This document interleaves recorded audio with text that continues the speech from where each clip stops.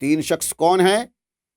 آقا نامدار ارشاد فرماتے ہیں قوم لوط کا عمل کرنے والا ملعون ہے، قوم لوط کا عمل کرنے والا ملعون ہے، قوم لوط کا عمل کرنے والا ملعون ہے، غیر اللہ کے لیے ذبح کرنے والا ملعون ہے، اپنی ماں باپ کی نافرمانی کرنے والا ملعون ہے۔ امام طبرانی نے اس حدیث پاک کو روایت کیا ہے۔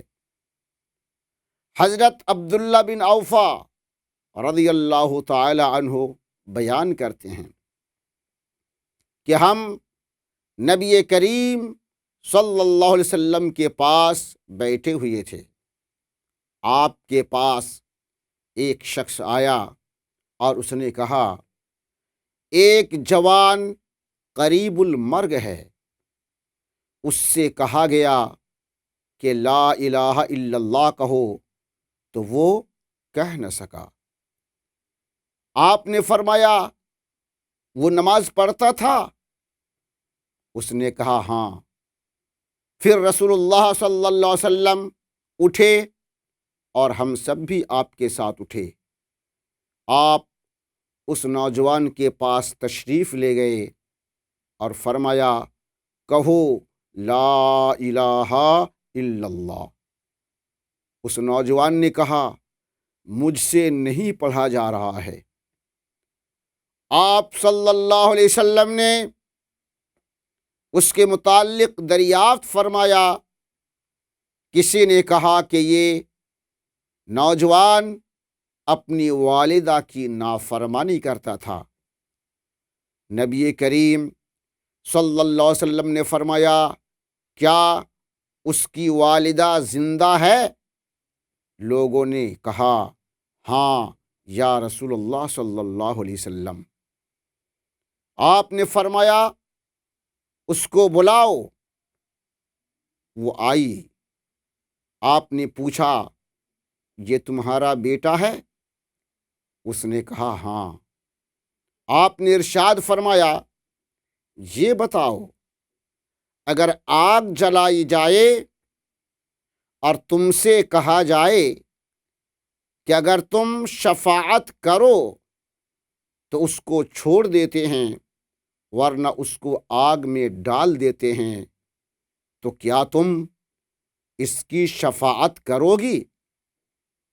اس عورت نے کہا یا رسول اللہ صلی اللہ علیہ وسلم اس وقت میں اس کی شفاعت کروں گی۔ آپ نے فرمایا تب تم اللہ کو گواہ کرو اور مجھ کو گواہ کر کے کہو کہ تم اس سے راضی ہو گئی ہو۔ اس عورت نے کہا اے اللہ، میں تجھ کو گواہ کرتی ہوں اور تیرے رسول کو گواہ کرتی ہوں کہ میں اپنے بیٹے سے راضی ہوں۔ پھر رسول اللہ صلی اللہ علیہ وسلم نے فرمایا اے لڑکے اب کہو لا الہ الا اللہ وحدہ لا شریک لہ واشہد ان محمدً عبدہ ورسولہ۔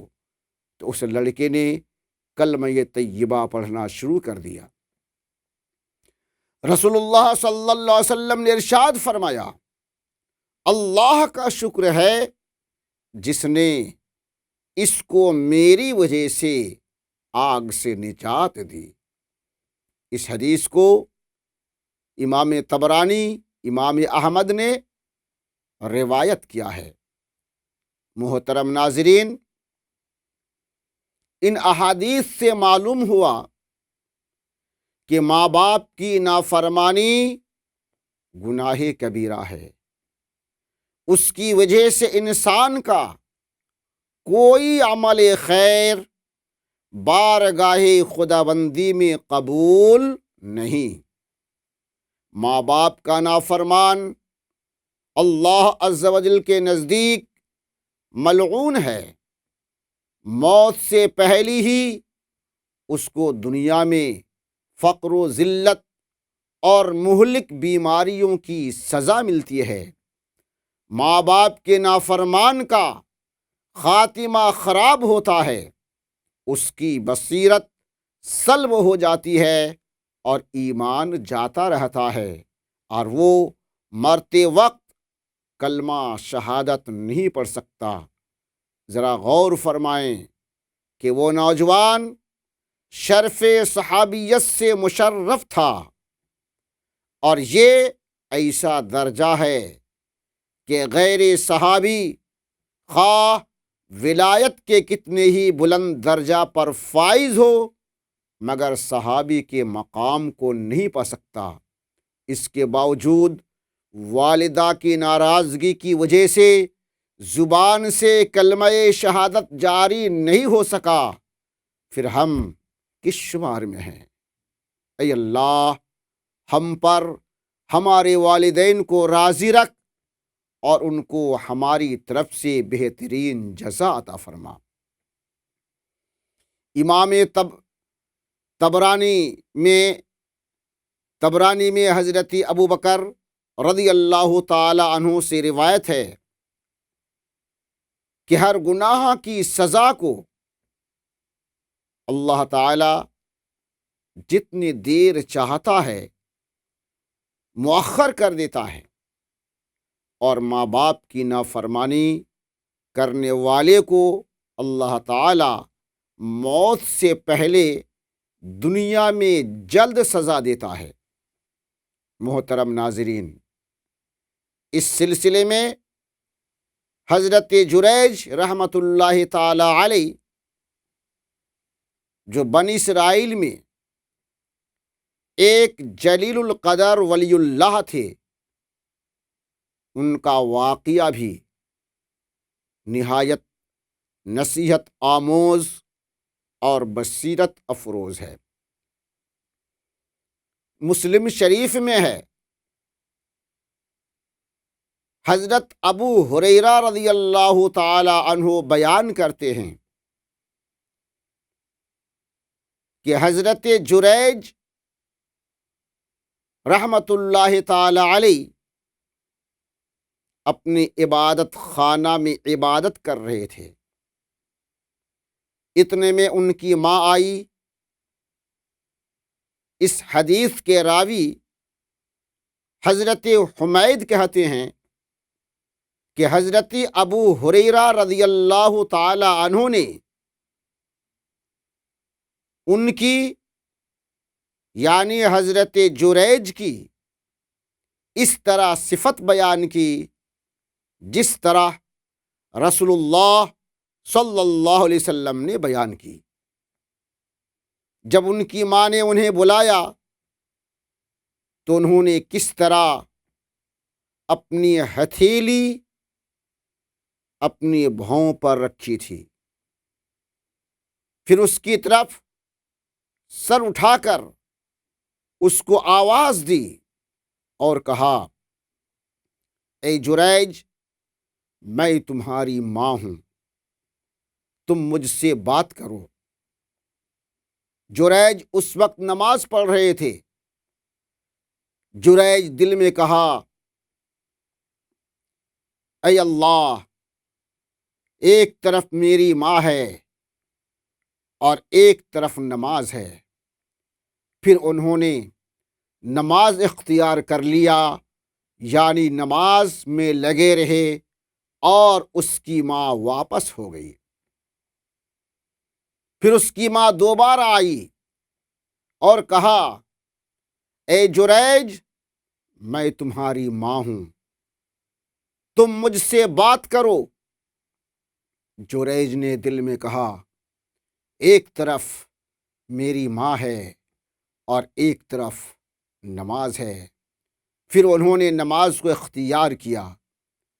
ان کی ماں نے کہا، اے اللہ، یہ جریج میرا بیٹا ہے، میں اس سے بات کرتی ہوں اور یہ انکار کرتا ہے۔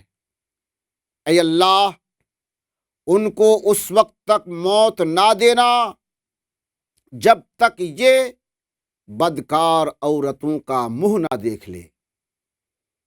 آپ نے فرمایا، اگر وہ یعنی جریج کی ماں یہ دعا کرتی کہ جریج فتنے میں پڑ جائے تو وہ فتنے میں پڑ جاتا۔